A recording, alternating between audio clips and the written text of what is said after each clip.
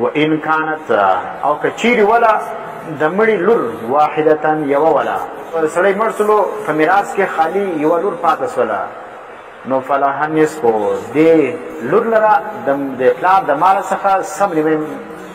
مال چې کوم دی هغه د دې دی مانه سم نیمه جایداد د پلار دا د ښځې دی د سړي یوه لور پاته سي او بیا چې کوم دی هغه تربرونه چې کوم دی خاص کر چې وت سوي بیا نو د تربرونو دا کاګانو دا پر قابض سي هغه ته یو ټیم ورکوي چې ګوره د ښځې حق دومره قدر اسلام ورکړي پاتې شوله فاسقان په اجران چې ګرځي دا انجوزګان والا په کورو باندې ګرځي تعلیم په نامه باندې وایي موږ ښځې راباسو بیا لسم خان په ګرځي بیا سوزکان راولي په موټرانو کې دی او تر نارینهو زیات تنخواهې ورکوي نو دا رقم حق موږ نه ورکو لکه تا چور کړی یو ته دا د انجوز والا حق موږ نه منو ښه دی دا چې په غرمه باندې د نارینهو سره په موټرسایکلانو سپري او په صحراو کې ګرځي سره او دوی پولیو ورکوي دا څوک یې ټول سره سپری دا رقم حق موږ نه ورکوو ښځو ته موږ دغه حق ورکوو چې ګوره موږ د حق د ښځې نالې و حق ورکوو چې الله ورکړی دی دا رقم د انګریزانو د یهودیانو د نصاراو رقم حقونه موږ نه ورکوو نه موږ د هغه دعوه کوو چې ښځې دې په کلاس کې یا ښځې دې تعلیم حاصلوي نارینهو ته دې مخامخ ناست دی شونډان یې سره کړي میکپ یې لګولی او لاسونه یې لڅ وي پښې چې کوم دي هغه یې لڅ وي تنګ کالي یې اغوستي او یې کړه روانې او په کلاس کې د الفاظو سره یې کړه ناست دي ګپې کوي دا تعلیم چې کوي دا موږ نه منو دا تعلیم نه دا بېحیایي ده دا نو موږ چې کوم دا تعلیم نارې وهو هغه د اسلامي تعلیم موږ ښیو دا موږ نه ښیو چې پاتې سوله عصري تعلیم کوي او ښځه کوي هم ورته جایز دی سکول وایي ډاکټره جوړېږي ماسټره جوړېږي انجینیره جوړېږي هر شی چې مثال د دې خوښ وي چې هغه جایز حد وي نو تعلیم دې حاصل کړي د پردې په چوکاټ کې دننه اور پردې چوکاټ کې دننه چې بیا پروا نه لري برقه وي دغه چې کوم حجاب موجود وي لکه دا اوس مدارس کې کوم نظام دی نو بیا که ډاکټره جوړېږي موږ د هغې خلاف نه یو که ماسټره جوړېږي که بل شی جوړېږي موږ یې پر خلاف نه یو ډاکټر هم د موږ د معاشرې ضرورت ده ځکه ښځه چې کوم ده که اوس د ښځې لپاره تعلیم د سکول ناجایزه کې نو ښځې خو ناجوړه کېږي بیا به چا له ځي نارینه چې وګوري دا ښه ده که ښځه چې وګوري هغه ښه ده ښځه چې کوم دی هغه ګوره د بچي د پیدایش دغه راځي مسله راځي نو اوس چې نر ورته ولاړي هغه ښه دي که ښځه ورته ولاړي دا ښه ده اپریشن مسله راځي نو ښځه ښه ده که نر ښه دی چې ورته ولاړي دا رقم ستنې لګېدل سلو ډریپان سلو کتل سلو ویلې دا رقم ډېر مسایل راځي د ښځو دپاره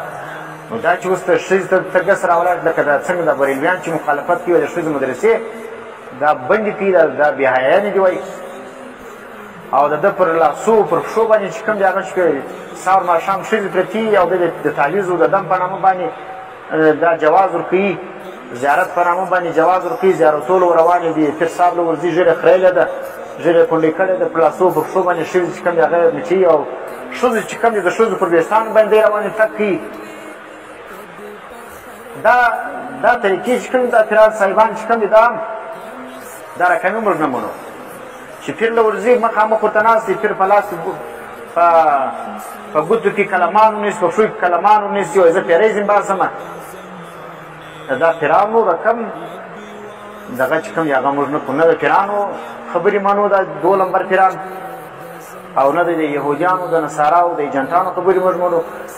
قرآن و سنت چې کوم چوکاټ موږ سره راښولی دی هغه موږ د اکابرو چې کومه طریقه یې موږ سره راښولی هغه دغه طریقه ده چې د پردې په چوکاټ کې دننه ښځه که دیني تعلیم حاصلوي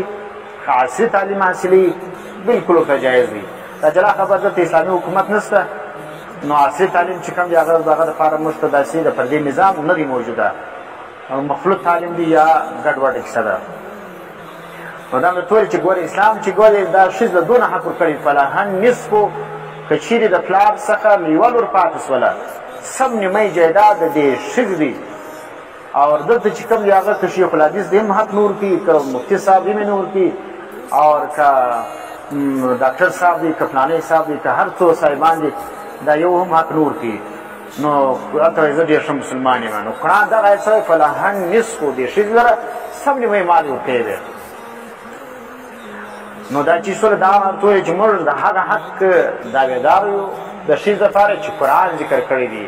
نه د دې جعلي پیرانو د حق قایله یو چې په لڅ مخ او په بې پردې ورسره ناست دي او پیرانان ځینې باسي او نه د دې انګرېزانو د دې دغه چې په لڅو مخانو باندې ښځې د تعلیم په نامه باندې یا د صحت په نامه باندې یا په بل نامه باندې راباسي په ګلیانو په کلو باندې سره څرخي د دې موږ نه یې قایله فلها د ښځې دپاره النصفو ګوره سم نیمه حق دی ولابویه د مور و پلار دپاره اوس چې سړی مړ شو پلار یې پرېښوي مور یې پرېښول هغو ته به څه میلاویږي المیت لکل واحد منهما هر یوله د دې دواړو السدسو شپږم حصه ده ګوره لور ته څونه حصه ورکړې ده الله سم نیمه ده مور پلار ته چې حصه میلاویږي د مړي په مال کې شپږمه حصه ده او لور ته سم نیمه یې میلاویږي دا څونه دغه یې کړی الله خیال ساتئ چې مور پلار دونه حقداره دي لیکن د هغه باوجود یې حصه کمه ده شپږمه حصه کمه ده شپږ حصې کې دا یوه حصه ورته میلاو شول او نیمه یې دا دی چې پر دوو حصو یې تقسیم کړي